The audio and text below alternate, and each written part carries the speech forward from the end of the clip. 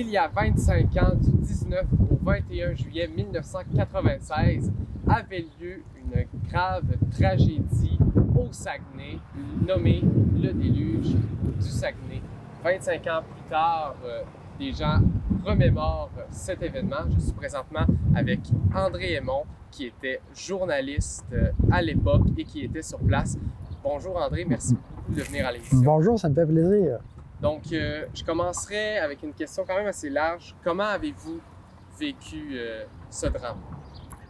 Ah, ben écoute, à l'époque, d'abord, moi, je travaillais pour Radio Saguenay, qui avait les licences de diffusion qui étaient affiliées à Radio-Canada et à TQS à l'époque, qui est nouveau aujourd'hui. Moi, j'étais reporter, donc, pour les antennes. Et puis, la veille, le 19 juillet, il pleuvait énormément et on était en équipe dans une cage au sport pour l'ouverture des Jeux olympiques qui était diffusée à Radio-Canada, évidemment. Et il pleuvait abondamment dès ce moment-là, alors plus que la normale. Mais le 20 juillet au matin, moi, j'habitais à Chicoutimi, mais en direction de Ville-de-la-Baie. Et le responsable de l'information, le directeur de l'information, m'appelle chez moi très tôt le matin, vers 6h15. André, un glissement de terrain à Ville-de-la-Baie. Les villes n'étaient pas fusionnées à ce moment-là. Il y a deux jeunes enfants qui sont pris sous ça d'une maison. Il y a un cinéaste qui va passer te prendre de chez toi. Rends-toi là-bas, t'en as pour à peu près 2 heures. J'ai été 22 ou 23 jours sur le terrain à travailler sur les 2 pieds dans l'eau, c'est le cas de le dire. Là. Donc oui, vous avez passé, comme vous venez de le dire, 23 jours. Oui, à peu près. Comment ça s'est fait, cette couverture d'événements-là? Est-ce que c'était de divulguer seulement des faits ou vous êtes allé parler à des gens? Qu'est-ce qui s'est passé pendant ces 23 jours? Ben, le premier matin, évidemment, c'était de constater le début de l'ampleur des dégâts où j'étais à Ville-de-la-Baie, qui a été très affecté. Aujourd'hui, le secteur en question a été reconstruit, évidemment. C'est un lieu touristique très important, comme la petite Maison-Blanche à Chicoutimi. Et nous, on n'était pas... C'était le début, évidemment, de la téléphonie cellulaire. Et on a commencé à voir, mon cinéaste et moi, on était au 2e étage d'une maison à un moment donné. L'eau de la rivière des AA dévalait à toute vitesse. On a vu commencer à descendre des roulottes, des automobiles dans la rivière, commencer à voir des maisons se défaire tranquillement, sans savoir ce qui se passait à Chicoutimi, ni à Jonquière, ni au Lac-Saint-Jean. Nous, on était concentrés sur ce qu'on avait à faire le premier matin, évidemment.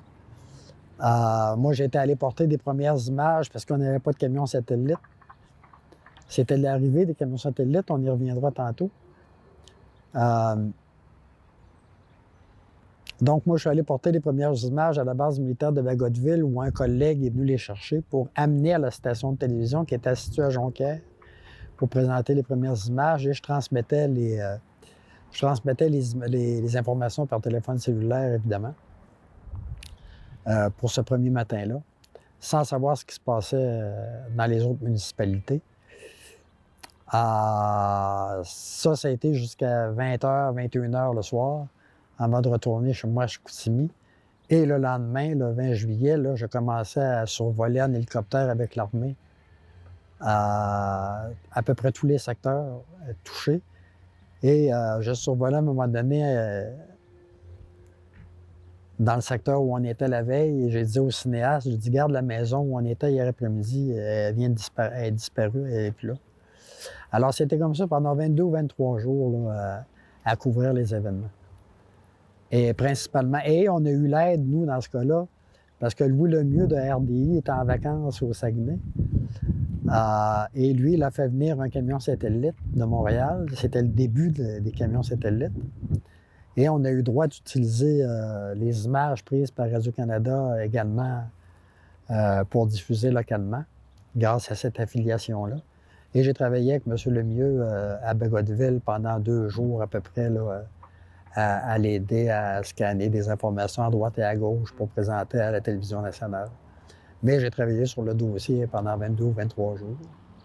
Et là, ça fait 25 ans, cette année, ce mois-ci, 25 ans plus tard, quand on vous reparle de cet événement, qu'est-ce qui vous marque encore? Qu'est-ce qui vous touche encore? La première chose qui vous vient à l'esprit, c'est quoi? Mais c'est l'ampleur du dégât. Moi, j'ai eu... d'abord, en termes journalistiques, c'est plate à dire, là, mais c'est probablement mon plus beau trip de journaliste, de reporter télévisé. Parce que pendant 22 ou 23 jours que tu travailles sur le même dossier, j'ai eu une conférence de presse à une église pas très loin de la Maison-Blanche avec le premier ministre Bouchard à l'époque. 2 ou 3 jours après la catastrophe comme telle. On voyait encore l'eau couler dans la petite maison. Pardon. Et c'était évidemment, d'abord, moi j'étais là le matin de bonne heure, évidemment, avec d'autres collègues de TVA, de la Radio-Canada, des radios privées, du journal local. Évidemment, à voir l'ampleur de l'événement, les 2 petits-enfants qui étaient décédés ce matin-là. Le premier matin, c'était évidemment quelque chose dont on ne peut pas ne pas se souvenir, c'est certain. Et 25 ans plus tard, regarde, on en parle encore, ça fait que c'est assez exceptionnel. C'est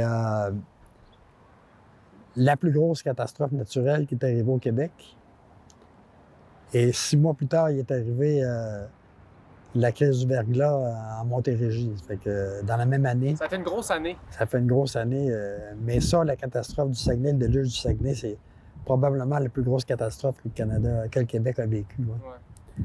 On en parle encore. Regarde, Michael Lancette, l'ancien journaliste sportif de TVA de Salut Bonjour, sort un livre, je pense, cette semaine. Il était enfant à ce moment-là. Et il est allé glaner des informations chez les survivants de la catastrophe. J'ai hâte de le lire, le livre. Puis il y a Michel Barrette qui a produit un documentaire qui a été présenté en fin de semaine passée. Alors, on en parle encore. Moi, ça me fait plaisir, évidemment, d'en parler à la population matapédienne. C'est pas pour rien que j'ai choisi cet endroit-là pour faire l'entrevue, évidemment. Puis, pour finir, quand on se documente sur cette tragédie, on peut rapidement s'apercevoir qu'il est important d'en garder un espèce de devoir de mémoire, c'est-à-dire d'avoir des souvenirs de cet événement tragique et surtout des victimes. Ma question, comment le Saguenay, qui a vécu ça, a fait pour se le remémorer malgré tout? Parce que c'est important de le garder en mémoire. Bien, il y a eu dans les mois qui ont suivi une grande mobilisation citoyenne pour venir en aide aux sinistrés, sous l'initiative de Michel Barrette, d'ailleurs, l'humoriste. Un grand spectacle dans les mois qui ont suivi pour amasser des fonds pour venir en aide aux sinistrés. Et évidemment, toute la population saguenayenne et toute la population du Québec se souvient grandement de ces événements-là, qui étaient vraiment tragiques, extrêmement tragiques. Tous les journalistes et reporters et animateurs qui ont travaillé sur cet événement-là s'en souviennent très bien. Je parle régulièrement des gens. Moi, j'ai des souvenirs, j'ai des archives dans mon ordinateur de certains de mes reportages que j'ai regardés d'ailleurs dernièrement. Oui, parce que... Mais ça marque. Alors, je vous ai amené ici parce que pour vous montrer l'ampleur, en 2017, ici, il y a eu une crue des eaux. Ça fait pas tellement longtemps, les gens s'en souviennent. Une crue des eaux soudaine, la rivière Omkoui est sortie de son lit. Et le centre-ville d'Amkoui a été affecté. Je me souviens que la Caisse populaire avait été inondée au sous-sol. Ça a pris des jours et des jours avec des pompes pour sortir l'eau. Le centre-ville était sale à cause de cette crue des eaux soudaines. Le rang Saint-Jean-Baptiste était sous haute surveillance par la sécurité publique. Mais je vous amenais ici pour vous montrer, s'il y avait eu, si les dieux s'étaient déchaînés,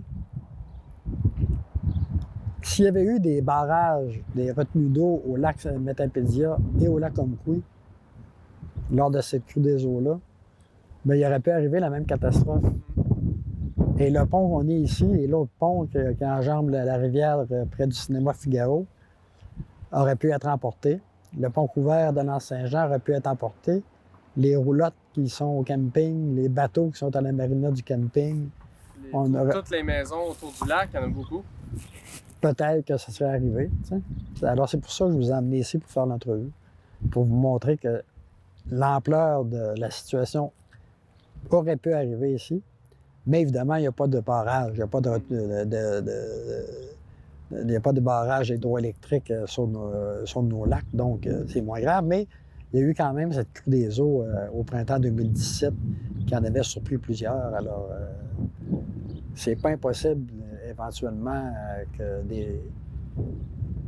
pas une catastrophe semblable, mais on l'a vu en 2017. Donc, André Aymon, merci beaucoup d'être venu à l'émission. Ça m'a fait plaisir.